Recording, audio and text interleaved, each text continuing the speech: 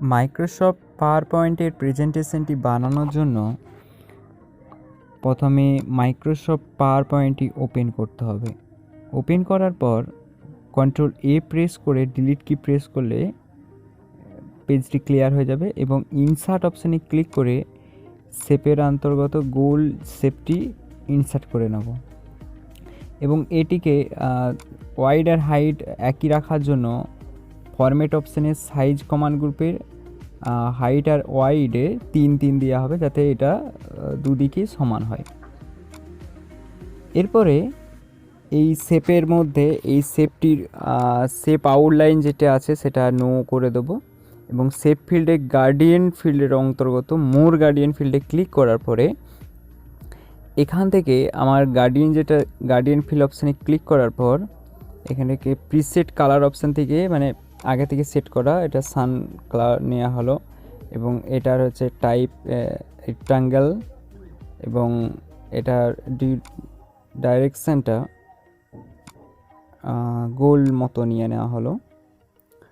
এরপরে এই যে কালারগুলো আছে শেপ 3তে ক্লিক করে এই কালারটা ইয়েলো করে দেবো, কারণ যেহেতু এটা সান কালার হবে সূর্যের কালার, এই জন্য ইয়েলো করে দিলাম।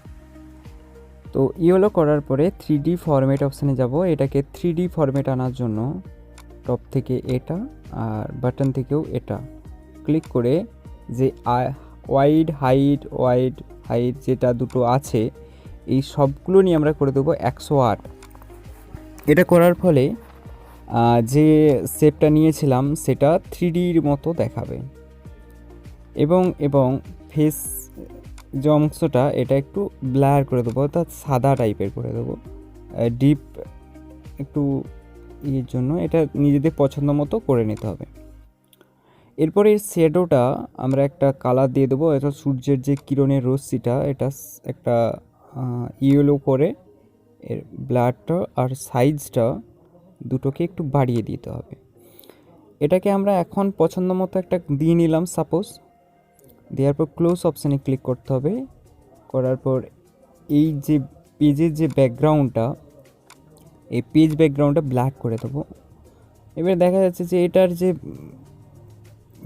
এটা ব্রাইটনেসটা একটু বেশি আছে, এটার জন্য আমরা আবার সেই ফরম্যাট অপশানে ক্লিক করে সেই ফিল্ডের অন্তর্গত গার্ডিয়ান ফিল্ড মোর গার্ডিয়ান ফিল্ড ক্লিক করার পর এখান থেকে শ্যাডো অংশে ক্লিক করার পর এর যে সাইজটা অর্থাৎ এই যে রশ্মিটা এটা একটু কমিয়ে দেবো।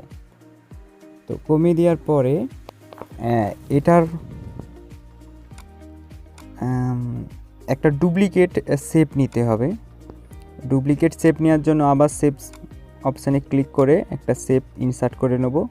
আবার ফরম্যাট অপশানে এটা একই সাইজের চাইছে জন্য 3 এবং এটা লক্ষ্য করতে হবে এবং এটা ব্যাকগ্রাউন্ড কালারটা ব্ল্যাক যাতে ব্যাকগ্রাউন্ডের সাথে মিশে যায় এবং এটার আউটলাইনটা নো আউটলাইন করব যাতে এটা ব্যাকগ্রাউন্ডের সাথে মিশে যায় এবং এটা দেখতে হবে যেমন পাশাপাশি দুটো শেপ থাকে, এতে অ্যানিমেশনটা করলে বেটার হবে।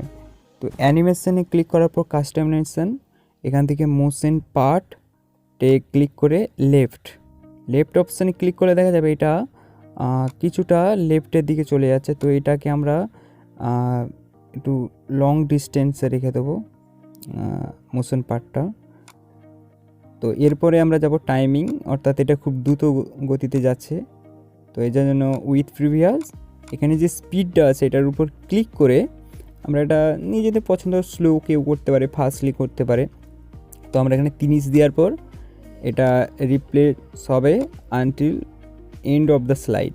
তো ক্লিক করার পর এখানে যখন স্লাইডটা ওপেন করব তখন দেখব যে কিছুক্ষণ পর এই স্লাইডটা আস্তে আস্তে চলছে। এটা যতক্ষণ না এটা কমপ্লিট হচ্ছে এটা এরকমভাবে স্ক্রিনে থাকবে। তো এইভাবেই মাইক্রোসফট পাওয়ার পয়েন্টের প্রেজেন্টেশনটি বানানো যায়। তো এইটাই এরকম হয়ে যাওয়ার পর আরও বিভিন্ন ধরনের করা যায় এটাকে। পরে এটা এন্ড অফ দ্য শো করার পরে আমরা এটা ফাইলটাকে সেভ করে নেব। সেভ হয়ে যাওয়ার পর ফাইলের সেভ দিয়ে দেবো সান প্রেজেন্টেশন বা সান প্রজেক্ট অপশানে ক্লিক করে সেভ।